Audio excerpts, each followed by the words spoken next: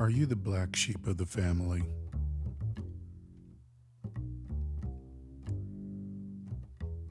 Do you get cold feet?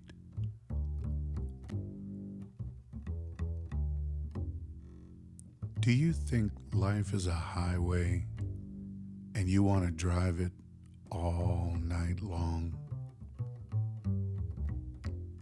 Then you're probably thinking metaphorically.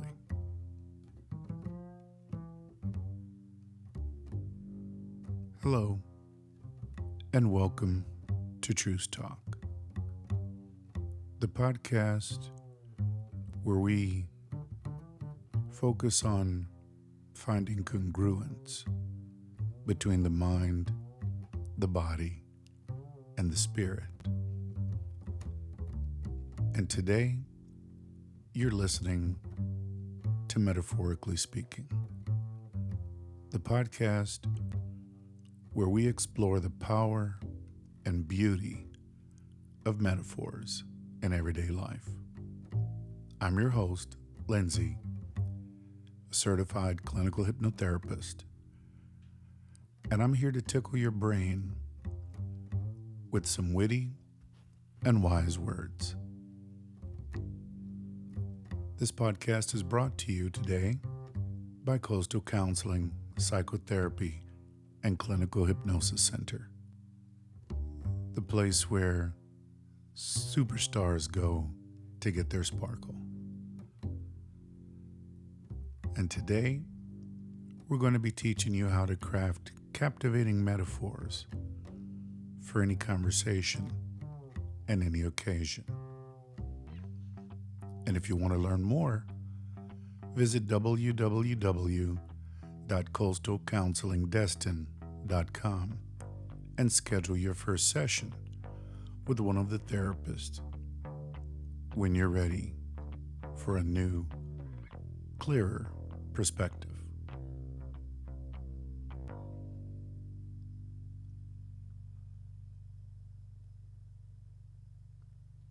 In today's episode, we're going to talk about one of my favorite topics: how metaphors can help us understand ourselves and the world better. Metaphors are not just fancy figures of speech. They are cognitive tools that shape our thoughts, feelings, and actions. They can reveal hidden truths, challenge assumptions, and inspire new possibilities.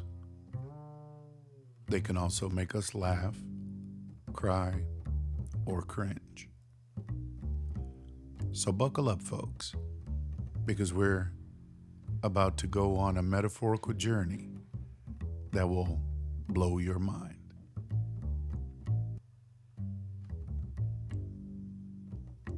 Metaphor, and why do we use it?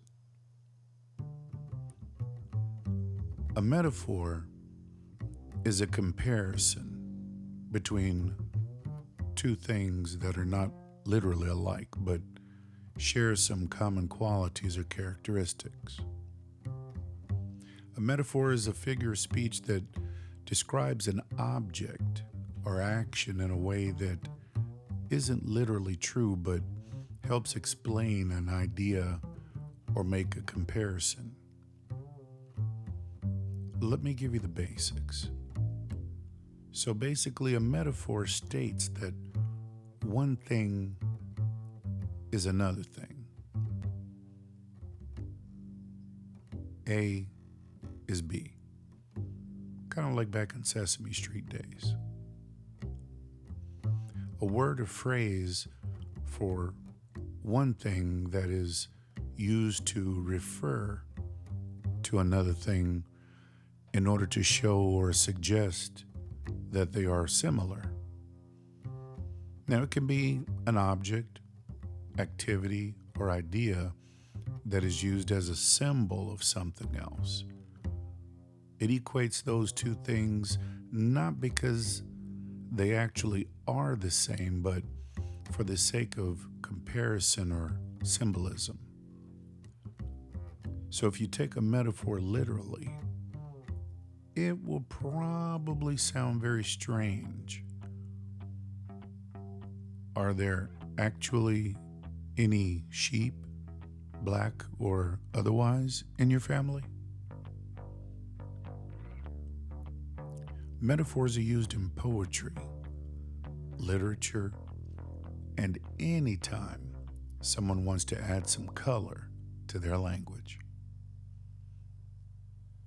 Metaphors are a form of figurative language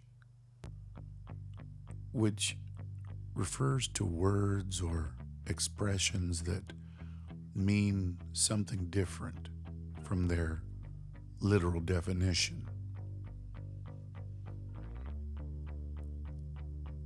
In the case of metaphors, the literal interpretation would often be pretty silly if you think about it. For example, imagine what these metaphors would look like if you took them at face value. Remember the song, "Love is a Battlefield," in the mid-'80s? Or if we turn to the local media and someone says, "Joe is a couch potato." Now, if you don't take them at face value, the result is a much more powerful description of people or events that you'd get with phrases like, "Love is difficult," or "Joe sits around on the beach a lot." Some examples of metaphors include things like, "Work today was a nightmare," or from the early 70s, there was a group called Earth, Wind, and Fire, and they wrote a song, and the main line in it was, "You are my shining star." Or maybe growing up, you might have heard someone refer to their children and say their bedroom is a pigsty. Or if you watch sports, basketball, football, baseball, you may hear the commentators say, "That athlete is a machine." You see, metaphors show up in literature, poetry, music, and writing, but also in speech. Do you watch the local news in your area? Or maybe the local political scene? If you hear someone say, "metaphorically speaking," it probably means that you shouldn't take what they said as the truth, but as more of an idea. For example, it's finals period, and after exams, the students are saying things like, "That test was murder," or "It was killer." It's a fair guess that they're still alive if they're making comments about the test. So this is an example of speaking metaphorically or figuratively. Metaphors can make your words come to life. And often, you can use a metaphor to make your topic or your subject you're speaking of more relatable to the listener, or to make a complex thought easier to understand. They can also be a tremendous help when you want to enhance your writing or your hypnosis session with imagery. As a common figure of speech, metaphors turn up everywhere, from novels and films to presidential speeches, even in popular songs. They're hypnotic. When they're especially good, they're hard to miss. Take these famous metaphors, for example. All the world's a stage, and all the men and women merely players. They have their exits and their entrances. William Shakespeare. America has tossed its cap over the wall of space. John F. Kennedy. Or chaos is a friend of mine. Bob Dylan. A good conscience is a continual Christmas. Benjamin Franklin. You ain't nothing but a hound dog, crying all the time. Elvis Presley. So there's 4 types of metaphors. But first, let's rewind to the definition of a metaphor as a figure of speech. Another example is that catchy tune, "You are my sunshine, my only sunshine," right? Although you aren't literally a ray of light, you probably have a similarly uplifting effect on the person talking about you. But the definition of a metaphor is actually broader than that. Often, metaphor is used loosely to mean any kind of symbolism. In literature, there are many other types of metaphors too. There's implied, sustained, dead, and some others. But we'll start with the first one, the ones that I use the most in my hypnotic sessions. So you'll be familiar with them when you decide that you're ready to come in. Implied metaphor. The implied metaphor departs from the thing A is thing B formula that I told you about earlier, and allows you to make a more sophisticated and subtle type of comparison through, you guessed it, implication. Take these 2 sentences. Don got his courtship cues from the peacock. In a room full of ladies, Don simply fans his feathers. Now, in both sentences, we're comparing Don to a peacock. In the first sentence, the comparison is overt. The peacock is mentioned directly. But in the second sentence, we imply that Don is the peacock by comparing his behavior, fanning his feathers, to something peacocks are known for doing. Now, that isn't meant to suggest that Don actually has feathers, but that he is behaving in a showy and flirty way to catch the attention of the ladies.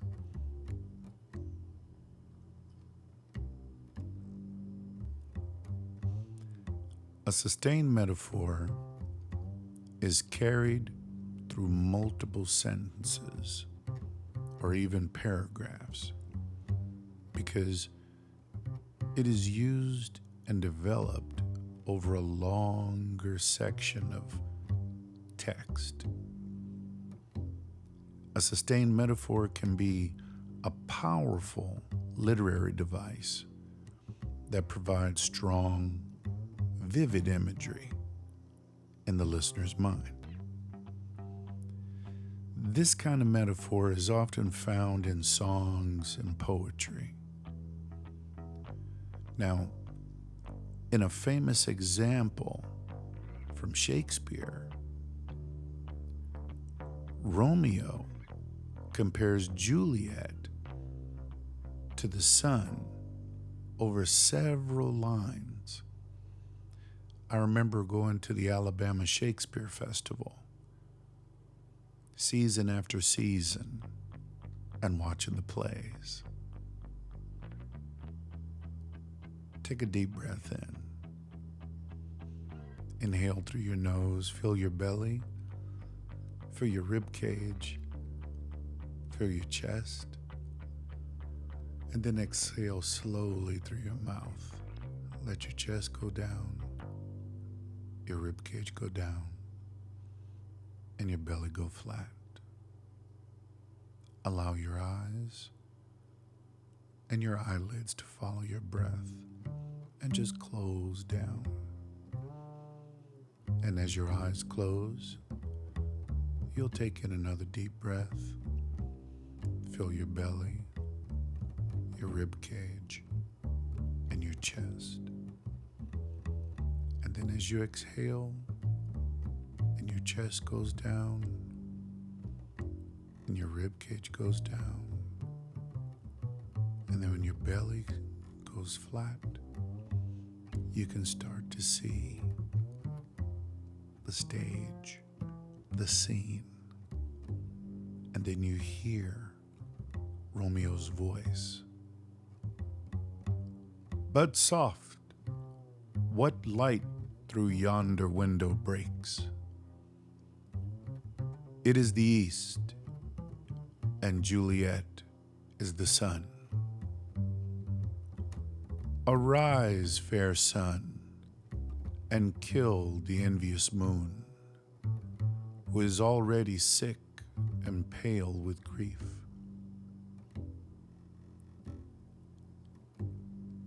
That kind of puts you are my sunshine to shame, doesn't it? Okay, you can open your eyes now if you want, or you can keep them closed and continue listening. So a dead metaphor. A dead metaphor is a cliche that has become so commonplace that the imagery has lost its power. An example of dead metaphors include, "It's raining cats and dogs," or "Throw the baby out with the bathwater," and "A heart of gold." Come on. Now, with a good living metaphor, you get that fun moment of thinking about what it would look like if Elvis were actually singing to a hound dog, for example. But with a dead metaphor, the original image has already receded into the background. And using too many dead metaphors will cause your listener to lose interest. Reach a little further for an original image, or think about ways to use a familiar metaphor in an unconventional way. And then there's mixed metaphors. A mixed metaphor is exactly what it sounds like. A combination of two unrelated metaphors.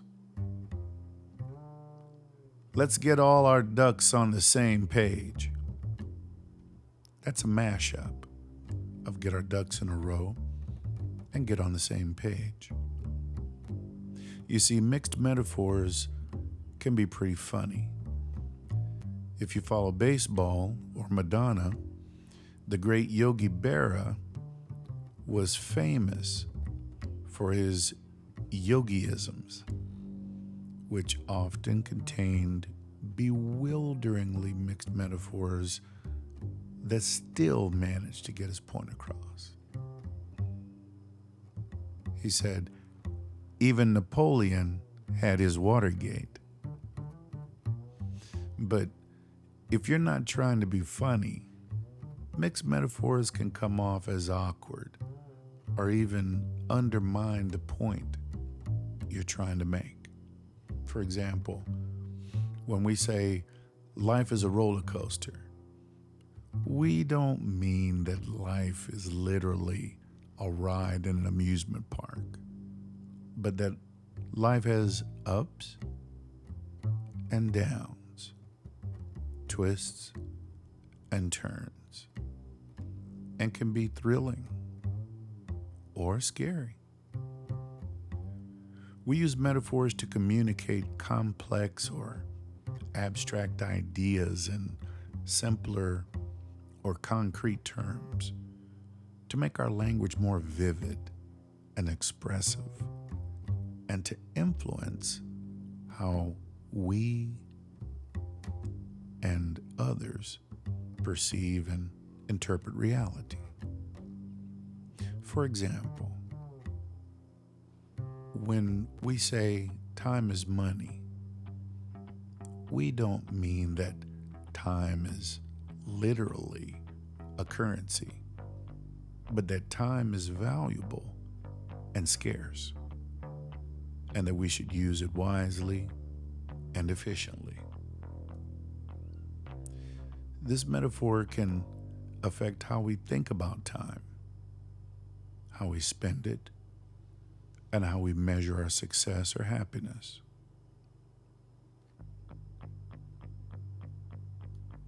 So, how do metaphors shape our identity and relationships? Well, metaphors can also help us understand ourselves and our relationships better by highlighting certain aspects of our personality, our emotions or experiences, and by creating a sense of connection or contrast with others. For example, when we say, I'm a night owl, we don't mean that we're literally a nocturnal bird, but that we prefer to stay up late and are more productive or creative at night. This metaphor can reflect our self-image, our preferences, and our lifestyle, and it could also help us find or relate to other people who share the same trait. Now, on the other hand, when we say, she's a snake in the grass, we don't mean that she's literally a reptile hiding in the lawn, but that she is deceitful, treacherous, and dangerous. See, this metaphor can express our dislike, distrust, or fear of someone. And it can also create a distance or a conflict with them. So be careful how you use that. You may be wondering, how do metaphors influence our actions and decisions, though? Well, metaphors can affect our actions and decisions by framing our problems, goals, or options in different ways, and by suggesting certain courses of action or solutions.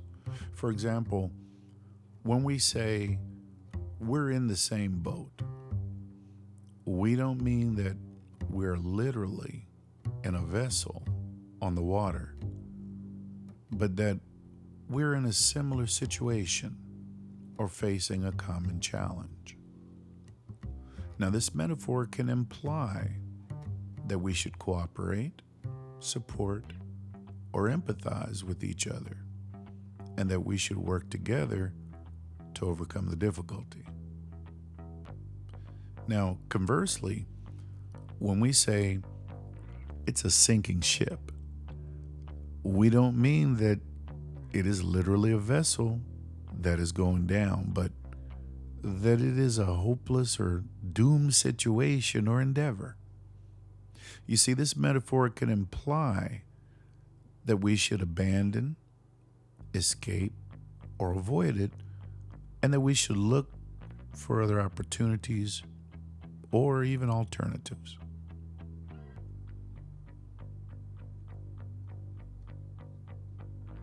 So now you understand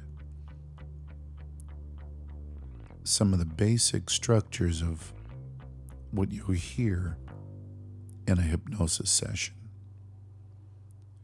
And if you enjoyed this episode and learned something new, please do me a favor and leave a rating and a review on your favorite podcast platform. It really helps me reach more listeners like you and keep this show going. And I want to thank you for listening in the US, in Belgium, in France, in Pakistan, in Saudi Arabia, in Mexico, and of course, my dear friends in Ireland, over there at the Malahide Castle. You can also share this podcast with your friends, family, or colleagues who might be interested in hypnosis or in metaphors and how they shape our lives. And don't forget, you can follow me on social media. You can find us on Psychology Today, on Spotify, iHeartRadio, or wherever you get your podcasts for more tips, insights, and fun facts about hypnosis.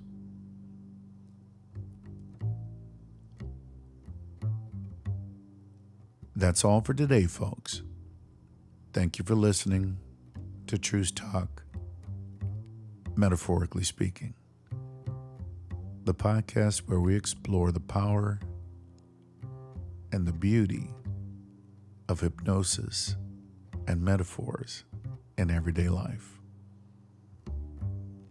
I'm your host, Lindsay, a certified clinical hypnotherapist, and I'll see you next time when we talk about hypnosis and use some of the most famous and influential metaphors in history, literature, and culture.